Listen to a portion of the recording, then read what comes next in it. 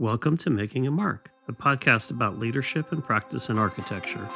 Join me, Mark Steppen, an architect with over 45 years of experience, as we explore opinions on leadership, soft skills, and their impact to the practice. Hello, everybody.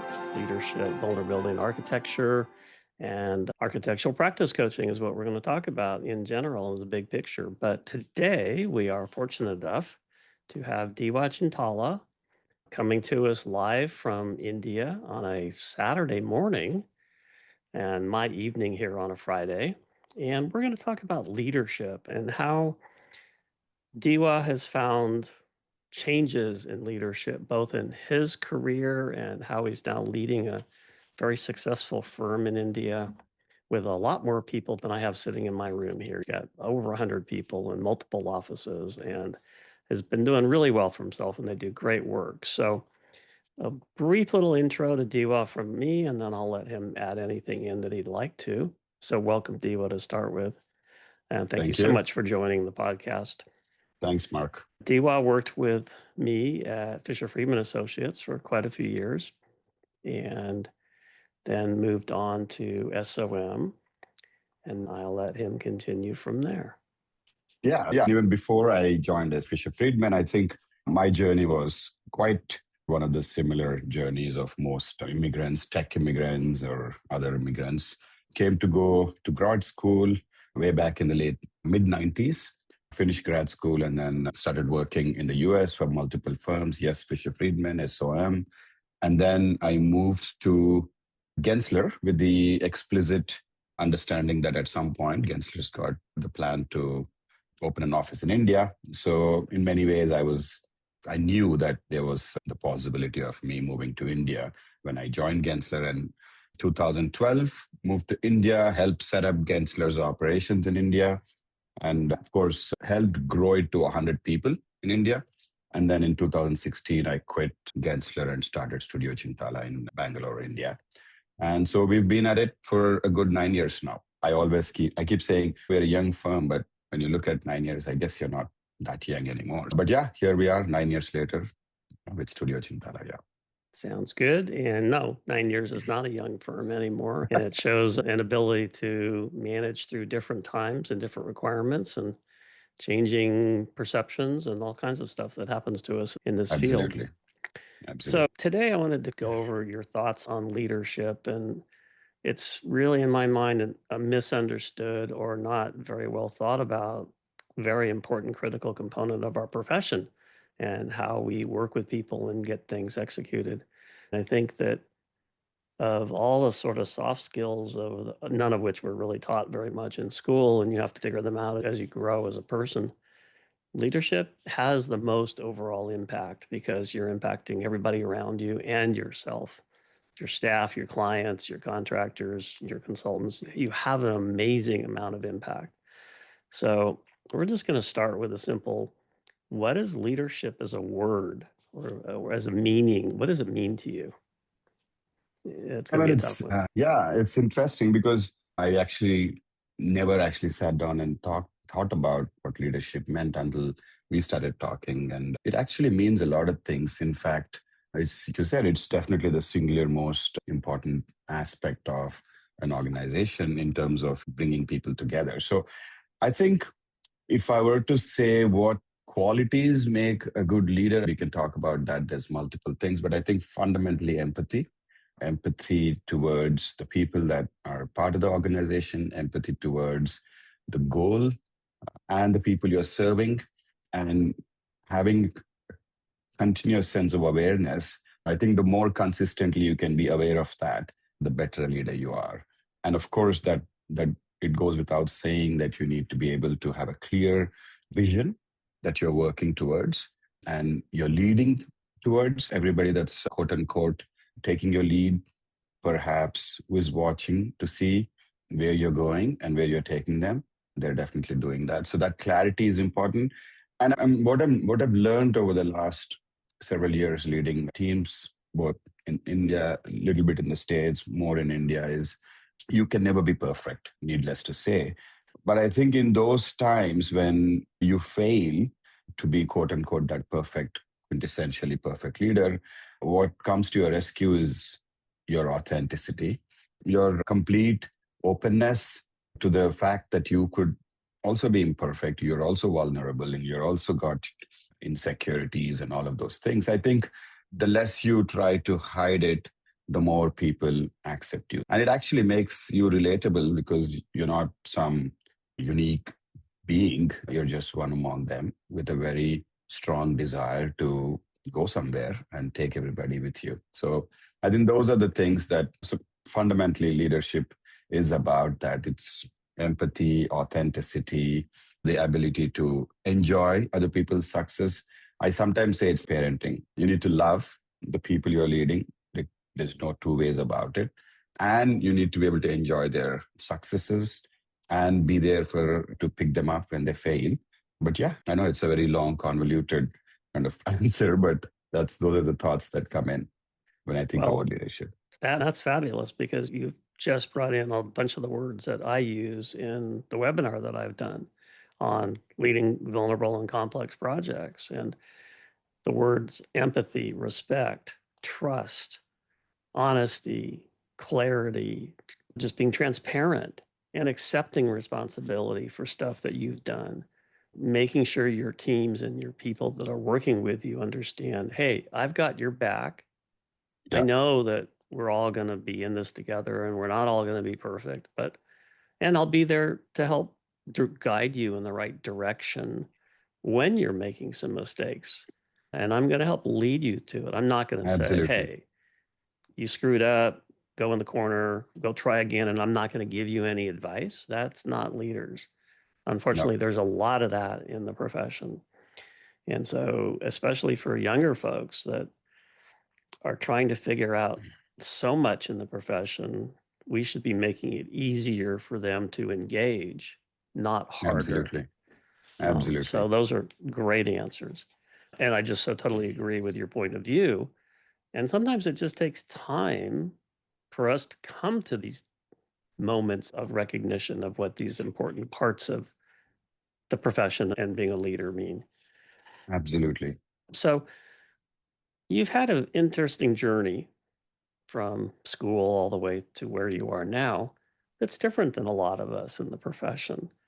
And so I wanted to get your take on how that journey and your own growth as a person has been impacted by the differences in culture and location and how architects are thought of in different locations and how then that has impacted your views on leadership and maybe how important it is that it might not have been the same way before. So it's a convoluted question, but I think where I'm going. Yeah, absolutely. I think it's actually a very fun question because it lets me introspect. And yeah, I think, look, I left India in the mid 90s. I came to the US in 94 to do grad school, to go to grad school. And India was very different when I left in 1994. It was just starting to open its markets. We were just starting to see things, MTV, Coca-Cola, and for the longest time, India was very closed, if you will. And this just started feeling secure enough as a country to open up the markets. And with that, we saw a lot of new things coming in terms of connecting with the rest of the world. And then when I came to the US, needless to say, it was a cultural shock, of course, especially in those days. There was a vast difference in just the way things are done, lifestyle, technology, infrastructure, cities, people, relationships, so on and so forth. It took me a good few years, I would say probably a couple, 3 years to really get into the groove, as they say. And then the rest of my time was very much about learning the skills of the trade, learning from, of course, amazing leaders that I had the fortune of working with. And yeah, I think even in the US, I've seen over the 20 years I lived there and worked there, I saw how leadership as an idea, as a value system evolved. I started my career in the Midwest and then, of course, moved to the Bay Area, to LA, and then the Bay Area. And it was interesting how leadership means different things in geographically, maybe not always, but definitely there's some larger sort of cultural context. But definitely how with the tech revolution and all those things, how leadership and the Googles and the Apples of the workplace sort of culture discussions, how leadership evolved. Really interesting observations. But definitely when I left India, in India, leadership meant was very prescriptive, was like you give clear instructions.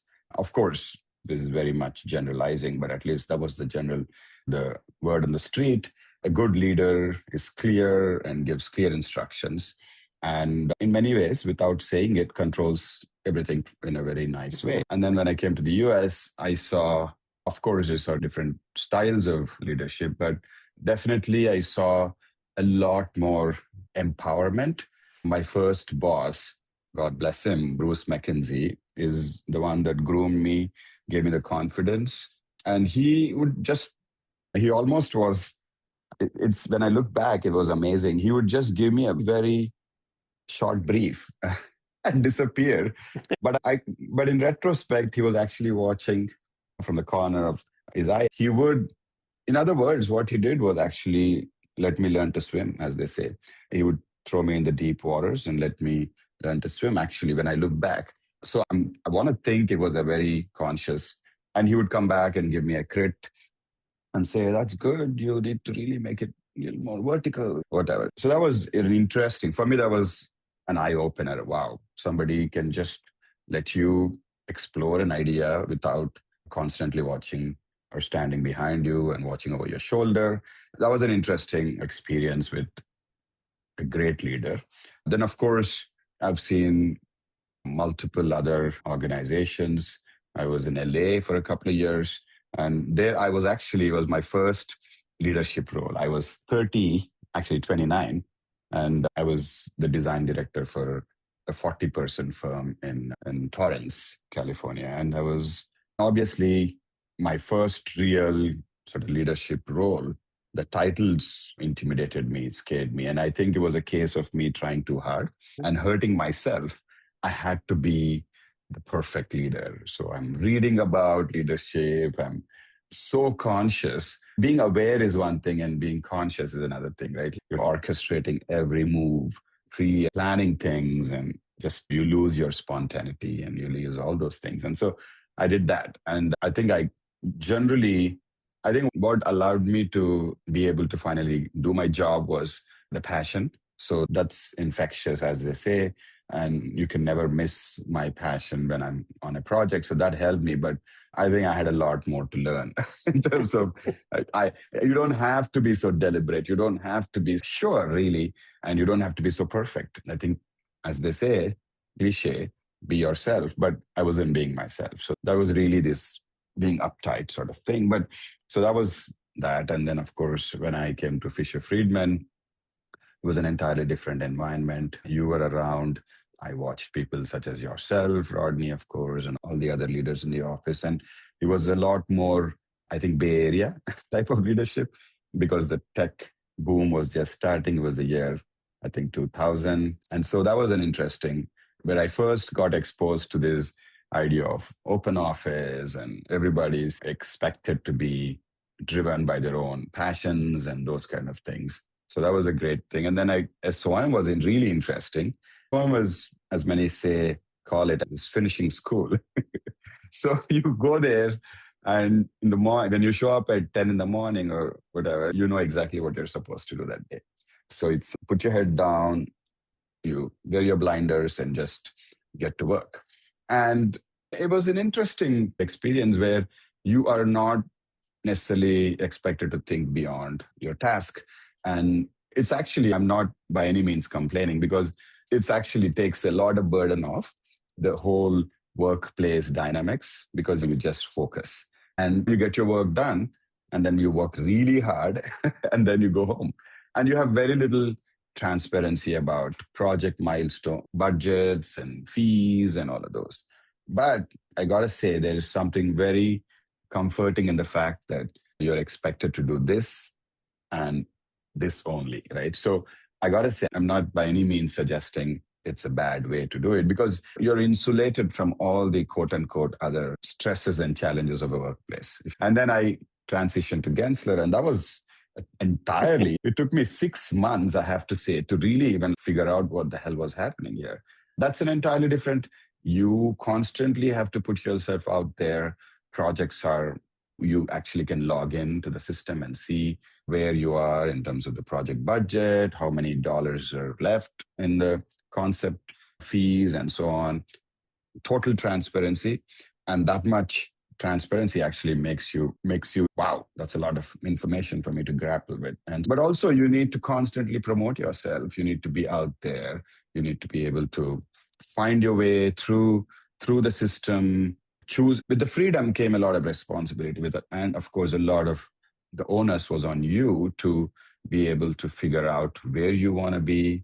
It's no longer showing up at 10 and being told what to do. You need to maneuver through the freedom, if you will.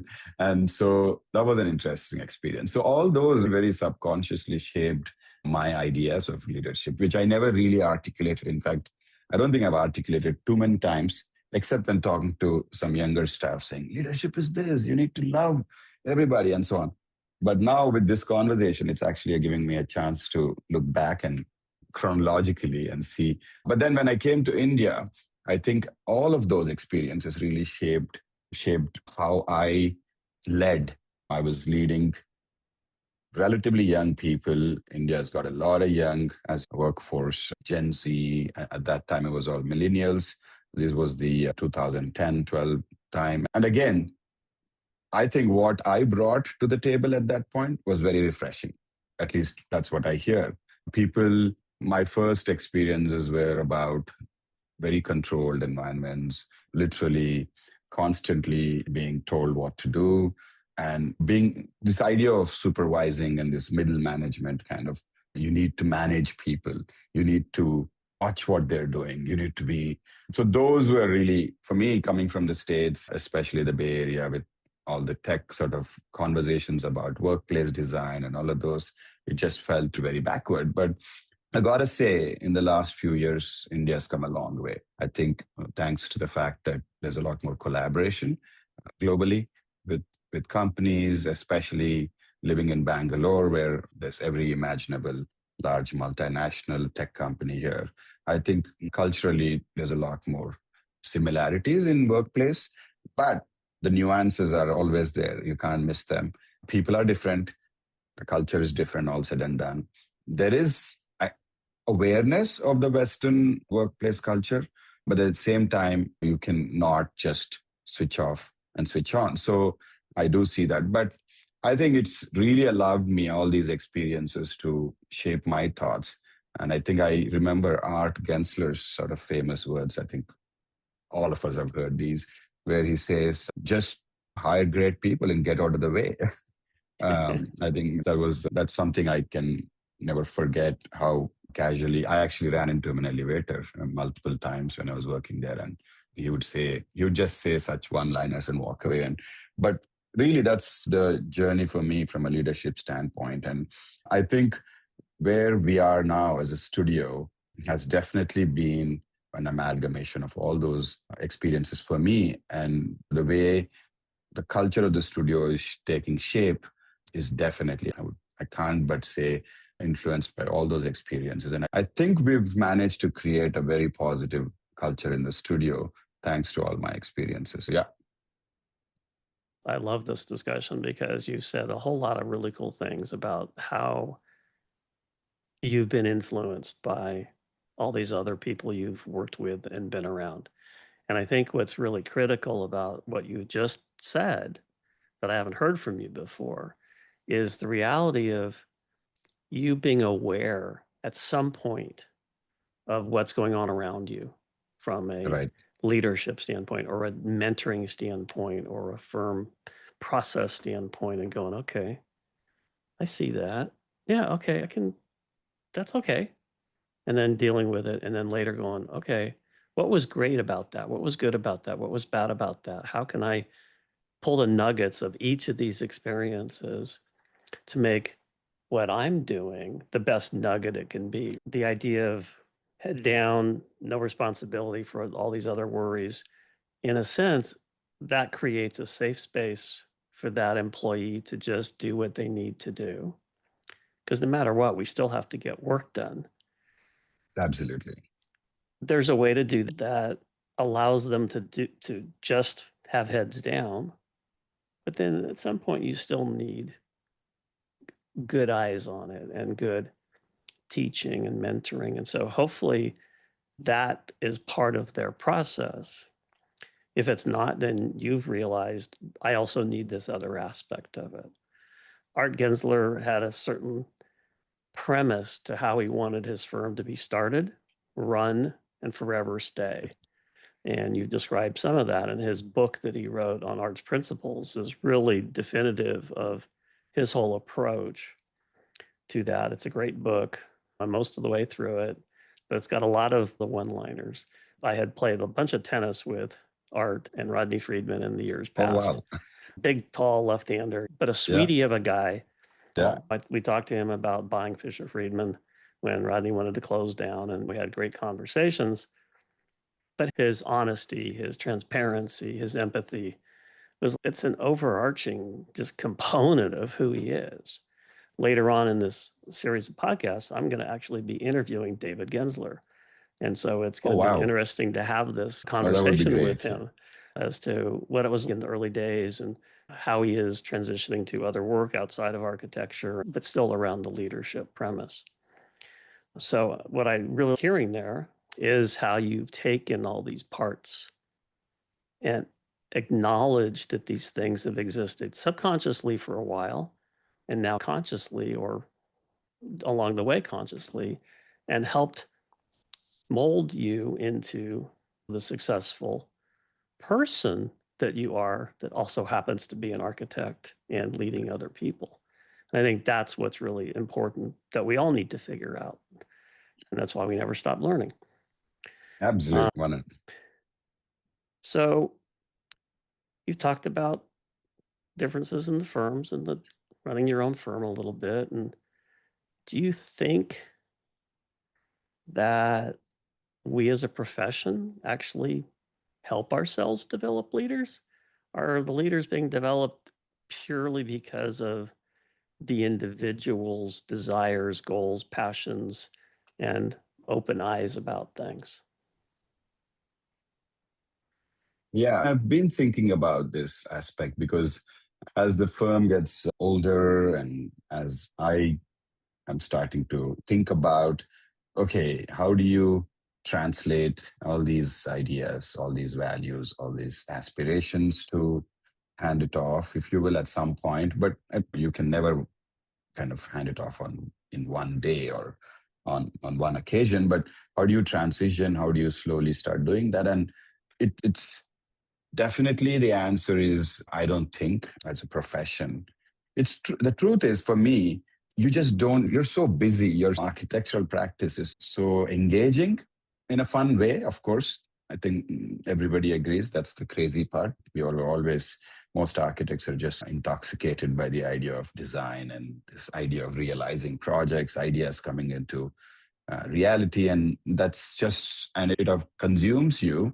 And at least for me, and I've observed this with a lot of other firms, smaller, relatively smaller firms, leadership is almost isn't never thought through and thought of, let alone grooming and teaching leadership. Or so it's something that I haven't actually done. I have to be honest. Consciously thought about teaching someone who's got the potential. Now, with that said, it is ultimately certain aspects of leadership can be taught, but I think at a very fundamental level, I think the personality, each person's personality is a predisposition to how good a leader you can be, which doesn't mean you can't evolve. That's exactly the point. But it's really not about a skill. It's really, I think, about who you are ultimately. You need to be able to empathize. You can't teach empathy, but you can definitely bring awareness to it.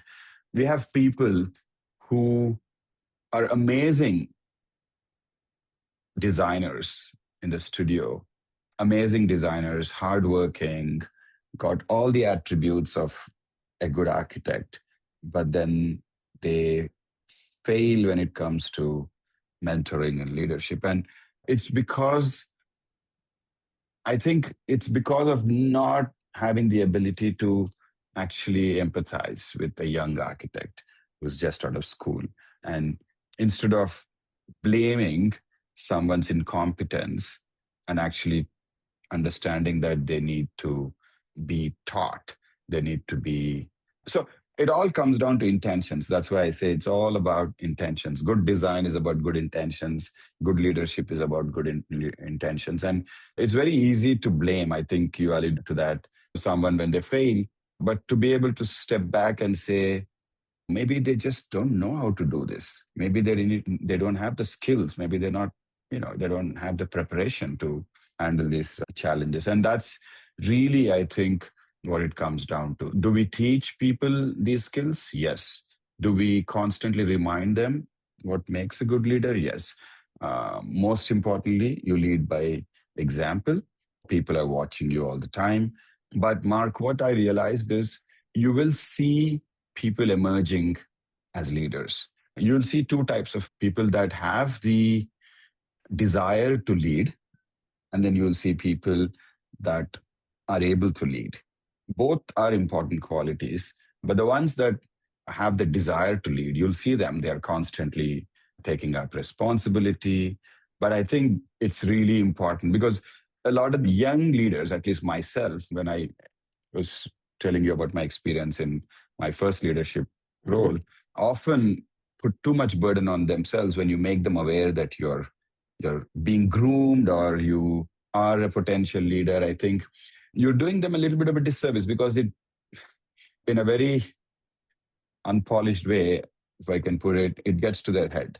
You want to watch that because that's one of the worst things you can do to somebody is to put them in this or enable them to think that they are in a position of leadership when they're not fully cooked, because that can actually be detrimental to their growth. Because it's hard, the idea of being able to influence can become very intoxicating. I always say it's one of the worst drugs there is, the idea of power that comes with leadership. So you want to be very careful because you can actually hurt them than help them. But you still want to be able to see the potential, groom them, quote unquote, or at least provide the environment for them to rise very organically. You can't just give them a title. I don't believe in that because that again is a very forced notion of expectations. But I think we need to be as leaders that are responsible to create and provide environments for younger people to become leaders. I think we need to be aware of how we balance that, giving them the right environment, but not letting them really fail because they're starting to either get crushed under the burden of leadership or really understand it or misunderstand it and think that leadership is about controlling and power. And that's a very easy pitfall, really. So I think there's a lot of those things to be very careful about. But ultimately, to your point, I don't think we do enough. I think we're, at least personally, in my experience over the last 10, 12, 15 years, you're so consumed with the day-to-day challenges that you don't actually sit and contemplate that you need to be able to hand off responsibilities, which means you'll need to allow for more leaders to take shape and so on and so forth. But I would say, over the last year or so, started thinking about it, started noticing people who are showing early signs. And of course, ultimately, I don't think it's about promoting any one person because leadership exists in some very subtle ways. I think the quintessential definition of a leader is somebody who's standing in the front, and there are leaders who lead from the back. There are very quiet leaders, and you can't forget that because the word leadership is got all this positive type A. You have to stand up. You have to speak your mind. There are leaders who don't speak. I got some leaders in the studio who don't speak at all, but they are magnetic. People follow them, not because they say anything, because they do great things. I got a guy in the studio who You would barely hear him speak, but he is amazingly talented. That helps. But he's also amazingly humble, amazingly helpful, and he's just puts his head down. And for me, he's a great example. He's an amazing leader because he sets the tone of the studio, which is you don't have to keep screaming and yelling, and you can just be there quietly, do your work with a lot of integrity and passion, and that's also a great leader. So I think that's a very interesting observation I made, that leaders are all not always visible in that quintessential, the guy who or a girl who gets up and is able to articulate ideas and values. You can lead without saying a word. That's what I learned. Now, I'm not sure I know how to do that well because I do talk a lot in the studio, but I think it's really interesting to note that there are some quiet, silent leaders. Oh, it's been interesting listening to you because you've been saying a lot of things that bring back memories to me of helping people without my really knowing I was helping teach and mentor them earlier. Because you're right, a lot of this is innate to you as to one as a person, right? Do you have this sort of innate ability to not think you're above everybody else, to give people space, to give direction, to not demand, to delegate, to not defer, to know how to delegate in ways that the people can participate and engage, and they know you're there to help them, but you've also Yes, given them the space to experiment and to think because you need them to think. Whatever the task is, people have to think. So we need to put everybody in a position to be as comfortable as they can in the scenarios where they don't know things. And so that experimentation and that testing of waters that are unfamiliar, the good leaders innately know how, to some degree, without being taught, how to give them that space and give them that support, not push back, overly direct, absolutely. and all these other things that would then make a bad leader. There's certainly lots of people who, by their nature, are going to be the quiet leaders that people just follow because they set good examples. But what is it that they're doing that is allowing that to happen? They're being respectful, they're being empathetic, they're giving space. They're not, hey, I'm better than you and you got to listen to what I'm saying. And I'm a great architect or I'm a great ball player, whatever it might be. They're in their own way leading by example. But Absolutely. it doesn't have to be the same example as you lead or I lead or art. It's the individuals.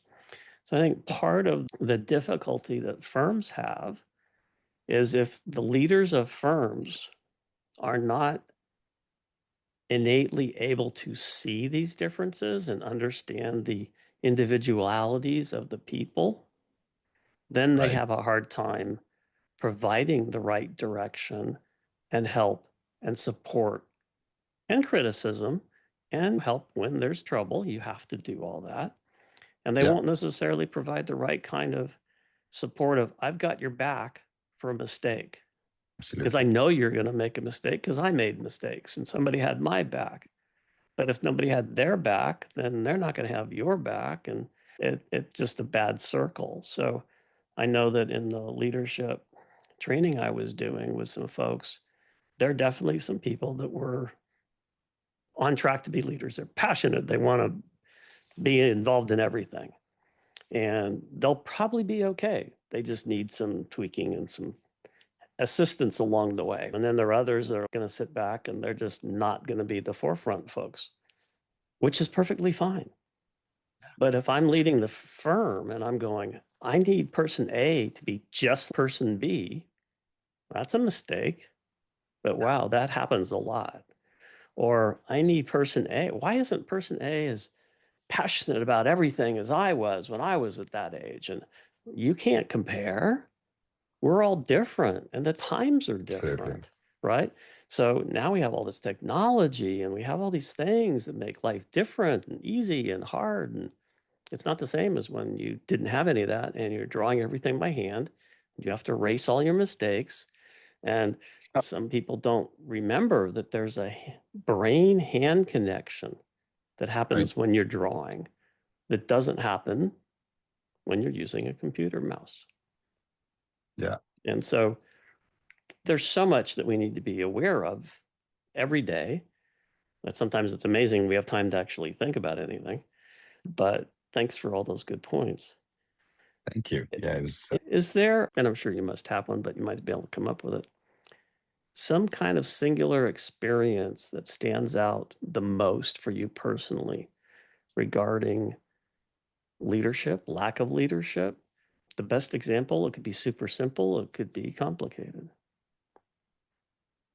Yeah, I actually, this has happened to me very recently, within the last less than a year.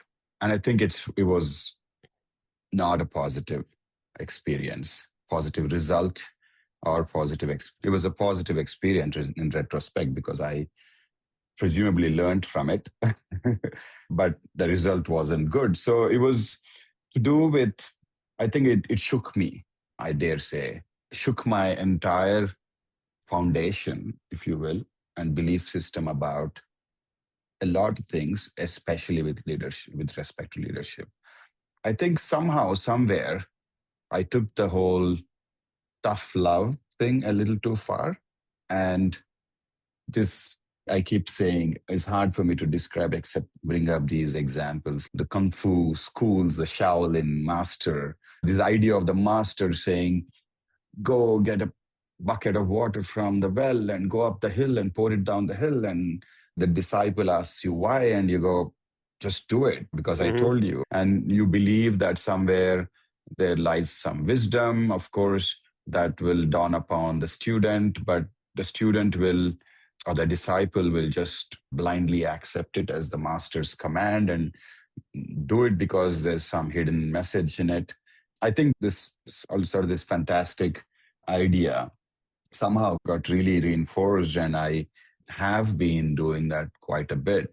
I noticed over the years where, and I assumed, so there was a young, architect in the studio who was actually, I've known him since he was an intern.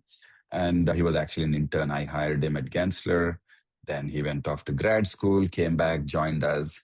Very loyal, family, hangs out with me over weekends, and we do things together. He has a lot of qualities that are Q Mark. He's very much into technology. You were very hands-on, a lot of very curious.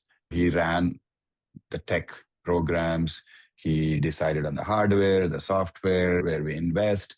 He had an advanced degree in computation design from Spain, Barcelona University, I think. So, and he did everything I told him to do. He wouldn't ask why, he would just do it. And I just assumed that I didn't have to explain myself. And I took that a little too far, I must say. This idea that this blind faith, if you will, that I believed is an attribute of a good disciple or a good student or a good architect. This idea of apprenticeship, right, where you just put your head down and just listen to your master.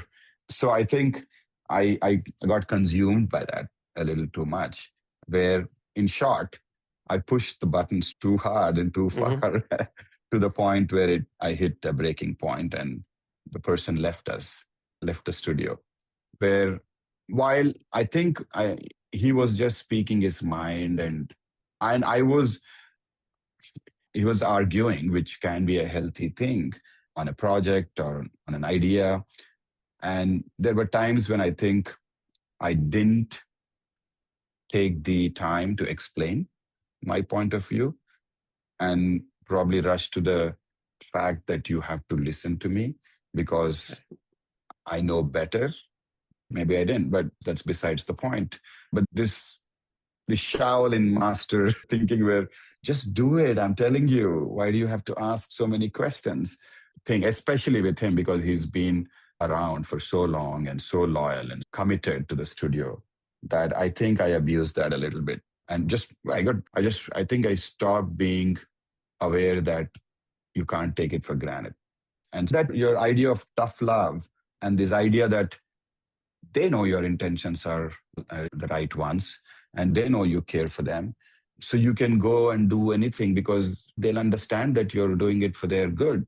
Even if that's true, I think it's not always something you can take for granted. So I think it was actually a turning point for me to rethink a lot of things. Don't take it for granted that people, especially the young ones, know that you're well intentioned. And you very well may be. But I think one, you need to constantly remind them that it's very easy for them to be offended, and especially the new generation. And I think they're a unique breed, not freaks, definitely, but unique. I would agree with that. As every other generation was. I think my dad would probably say the same thing about me when I was younger. But I think this idea that you cannot take for granted people's sincerity and just not constantly be aware that they also need to be, you need to validate and you need to rationalize some of your decision making, and don't just think people would blindly accept it because you believe that you are well intentioned.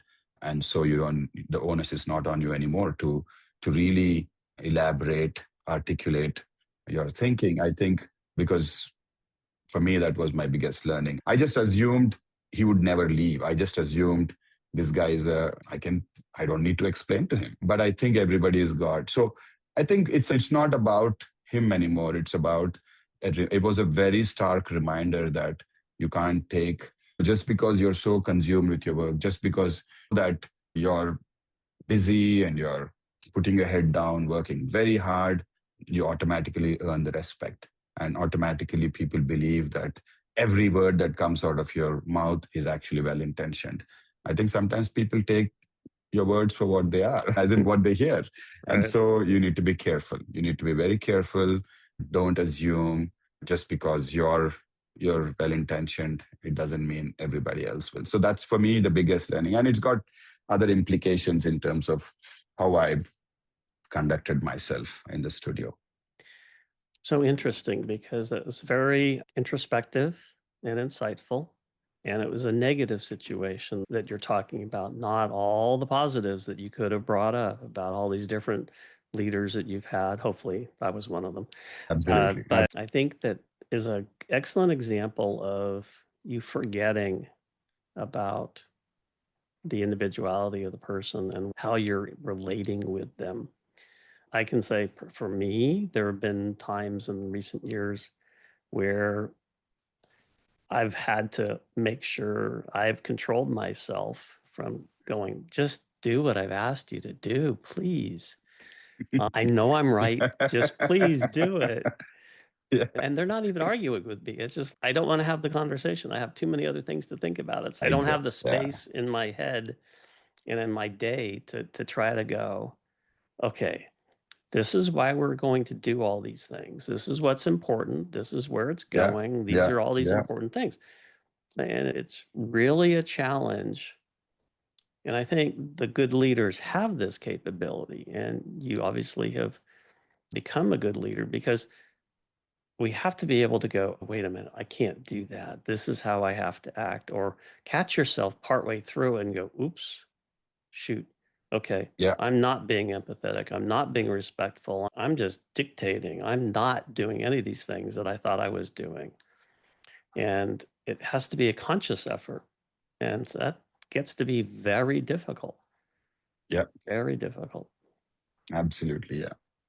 We're approaching an hour here, so I don't think we're going to get to discuss project vulnerability, but I think we can have another conversation about those other aspects of architecture and practice, because I'm sure folks, I would love to hear things you have to say. But let's close with a short discussion on how do you see the advances in the profession over, your career and our time together and things, where it's gone from hand drafting to CAD to architectural desktop to Revit and BIM, and now transitioning to the intriguing and daunting and scary aspects of how do you integrate AI into the profession without actually ruining the profession and what we do. So, how do you think those changes in technology and available tools, because I want to call them all tools, Right. impact how you lead people and how you lead your firm? Yeah, it's an interesting question. I think the jury's out on a lot of these scenarios about where we are going, where the profession in particular is going with all these new advancements, if you will. Yesterday, somebody showed me a rendering and I said, that's not the right color. And the person said, that's AI. And they just gave it a SketchUp model and it rendered the whole scene. And of course, tools are changing, evolving so fast. And so it's what I've personally started using AI in our day-to-day tasks and workflow. And what I'm realizing is, of course, you got just the computer when we started using 3D modeling, gave you the ability to give shape to ideas a lot more quickly than some of the people, because you always depended on your ability to sketch or communicate verbally to clients or to your peers or to your supervisors or to your leaders. The 3D modeling allowed you to show that your ideas or give shape to your ideas without actually having to belabor the point or sketch unendingly. So that was a very big advancement. And I think what I'm really learning about AI is the ability to articulate, because ultimately you need to prompt, you need to be able to guide it, right? It's almost like you have to be a leader Totally because true. talking to Chat GPT is almost talking to sometimes a young architect whom you're trying to, because it's a very smart young architect who will give you a lot of solutions. Sometimes that'll confuse you, but to be able to articulate it well enough, which essentially relates to prompting it, becomes that much more important. Otherwise, you get lost in the forest of ideas. To be able to, again, it goes back to the same thing, clarity of thought. I think even with all these advanced tools, you need to be able to have clarity. And so it becomes that much more urgent. Otherwise, where we were at a time where you would say explore a lot of ideas, right? Here, there are a lot of ideas. You need to have the ability to pick the right idea, which means goes back to being able to know exactly what you're looking for. So that, yes, you can pick from a variety of options, but it's still the ability to pick judiciously means that you need to have clarity about where you're going and what your thought is and what your ideas are and your values are. So AI, in a very philosophical way, but very contextually to the profession, is definitely going to revolutionize a lot of the processes. 100%. I think we're already seeing that. I'm seeing that on everyday basis in the studio, but it cannot take away. In fact, if anything, it magnifies the fact that you need to have that much more clarity about what you want. Otherwise, it's just a blur. It's a hodgepodge. You can really create some confusing designs, if you will, that have little glimpses of this and that, and only because you had so many options to pick from. So in some ways, it makes it easy. In some ways, it makes it very hard. In fact, it gives you the ability or the opportunity to fail, because now there's all these glittering things that you can pick from that could all be not what you're looking for, because you don't have the discerning eye. So it puts a lot more focus back on your clarity, I think, in a very ironic, weird way, because you're spoiled for variety, you're spoiled for options. At a click of a button, 9 seconds, it will give you a render, which you can say, oh, cool, it's done. Or you can say, that's not what I was looking for. So it pushes you to actually think exactly where you want to go. So qualitatively, you need to have clarity. It forces you to think, because now beating around the bush is very easy, right? Because there's so many options. But to get to the point, I think it will make you much more of an acute thinker. It'll demand you to have that very, very clear idea, because then you can guide it. You can guide the team, you can guide. So, as a leader, again, if I had to bring that back into the context of discussion about leadership, it really makes you, it forces you or it challenges you to be very clear. Question your own values, really, or at least ideas, because values hopefully are here to stay, but the ideas, the way you manifest those ideas, because you are going to get a variety of options for sure. Now you need to be able to discern and pick.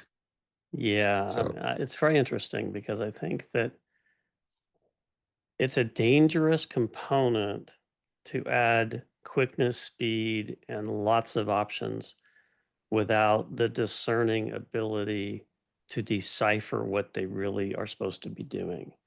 And so yes, the ability to communicate initially very clearly as to what you want to accomplish, that's going to be a big challenge for people that aren't used to having to communicate that clearly because they're connecting your hand to the computer or hand to the sketch or whatever, or directing somebody else who's knowledgeable in the profession.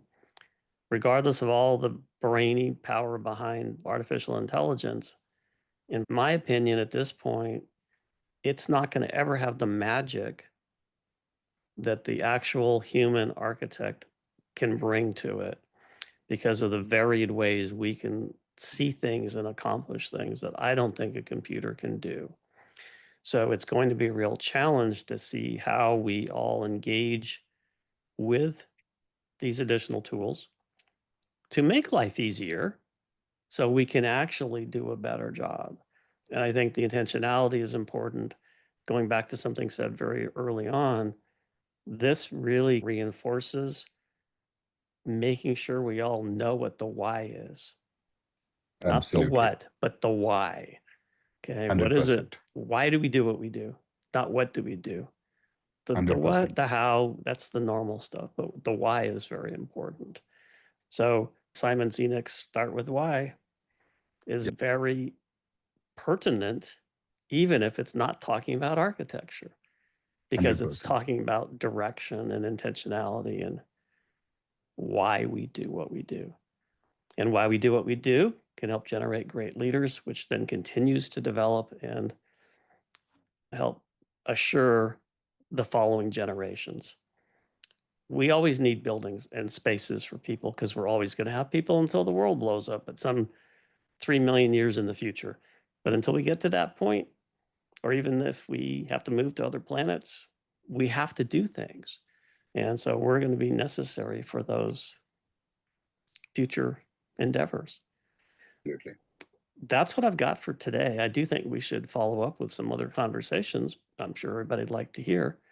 But again, I want to thank Diwa for joining me today and having Thanks. this enlightening and enjoyable conversation. Yeah, well, I mean, I want to thank you for the opportunity. Absolutely. I want to thank you not just for the opportunity to talk to you, but actually allow me to introspect on a lot of these things. And trust me, for me, it doesn't end here. I'm going to be thinking about a lot of the things we talked. And I realize I've said a few things that I probably haven't been asked or challenged or thought about myself. So those would be interesting things for me. And it definitely made me aware again that this conversation really, that I need to think, I need to be able to constantly evolve. And so, yeah, I think this is definitely a very interesting conversation for me in many ways. So thank you again. You're welcome. Thank you all for listening to Making a Mark, where we continue to expose, emerge, expand, and empower the practice of architecture. We look forward to seeing you next time.